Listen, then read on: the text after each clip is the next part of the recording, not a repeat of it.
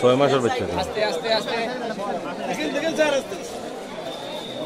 সিলেটে টিলা ধসে একই পরিবারের ৩ জন মাটির নিচে চাপা পড়েছেন। তাদের জীবিত উদ্ধারে কাজ করছে ফায়ার সার্ভিস ও পুলিশ। সোমবার সকাল ৬টার দিকে সিসিকের ৩৫ নং ওয়ার্ডের মেজর টিলার চামিলবাগ আবাসিক এলাকায় এ ঘটনা ঘটে। বিষয়টি নিশ্চিত করেন সিলেট সিটি কর্পোরেশনের ৩৫ নং ওয়ার্ড কাউন্সিলর জাহাঙ্গীর আলম। তিনি বলেন, সকাল ৬টার দিকে বিকট শব্দে টিলা ধসে পড়ে। এ সময় ২ পরিবারের ৫ জন মাটি চাপা পড়ে। ইতিমধ্যে একটি পরিবারের ২ জনকে জীবিত উদ্ধার করা হয়েছে। আরেকটি পরিবারের ৩ জন আটকা পড়েছেন। আটকা পড়া ৩ জন হলেন আগা করিমউদ্দিন, তার স্ত্রী শাম্মী আক্তার রুজি ও ১৫ মাস বয়সের শিশু তানিম। তাদেরকে উদ্ধারে জোর তৎপরতা চালানো হচ্ছে। পাশে কিছু টিলা আছে, বাট আপনি জানেন সিলেট এলাকার যে পাহাড় বা টিলাগুলো আছে এগুলো বেলে মাটি, সহজেই ধসে পড়ে যায়। ৭টার দিকে ধসে পড়েছে এবং একটু উপরে বা টিলাটার নিচে ৩টা বাসা ছিল। ল্যান্ডস্লাইডটা ৩টা বাসাকেই পুশ করে পিছনে নিয়ে ফেলে দেয়।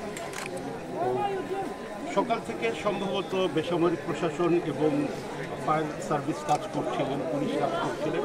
আমাদের সম্মানিত সেনাবাহিনী প্রধান 11টার সময় আমাকে রিং করেন এবং আমাকে অনতিবিলম্বে আমাদের ফোর্স এবং রিকোয়ার্ড প্ল্যান নিয়ে আসার জন্য নির্দেশনা প্রদান করেন।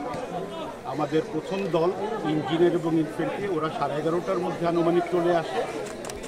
ইঞ্জিনিয়ার প্ল্যানটা চলে এসেছিল বাই 12 o'clock, বাট আপনারা দেখেছেন রাস্তাটা খুব ন্যারো, এখানে আমাদের প্ল্যানগুলো আনতে পারেনি।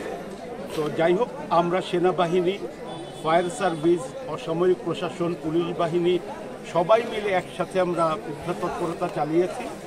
মোট 11 জন এফেক্টেড হয়েছিলেন, যার মধ্যে 8 জনকে রিকভার করে অলরেডি নিয়ে যাওয়া হয়েছে নিরাপদ স্থানে। 3 জন মিসিং ছিলেন এই মাত্র 11:20 থেকে 25-এর মধ্যে। যে 3 জন ছিলেন আমি জানি না তাদের পরিচয়, বাট এক জায়গায় পাওয়াতে হয়তো বা তার একই পরিবারের সদস্য, স্বামী স্ত্রী এবং সন্তান। ওনাদেরকে উদ্ধার করা হয়েছে এবং ফায়ার ব্রিগেডের কাছে হস্তান্তর করা হয়েছে।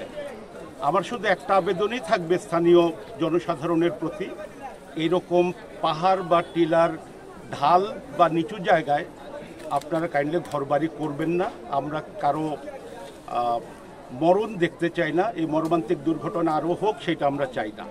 আমরা সমন্বিতভাবে ওনাদেরকে যদি সেন্সিটাইজ করতে পারি এবং নিজেরাও যদি নিজ উদ্যোগে এই বুঝটা ওনাদের মধ্যে থাকে, ইনশাল্লাহ সমন্বিতভাবে আমরা এই ধরনের কোনো প্রাকৃতিক দুর্যোগ হলে আমরা পাশে দাঁড়িয়ে এই উদ্ধার কার্য চালিয়ে দেশের এবং জনগণের সেবা করতে পারব।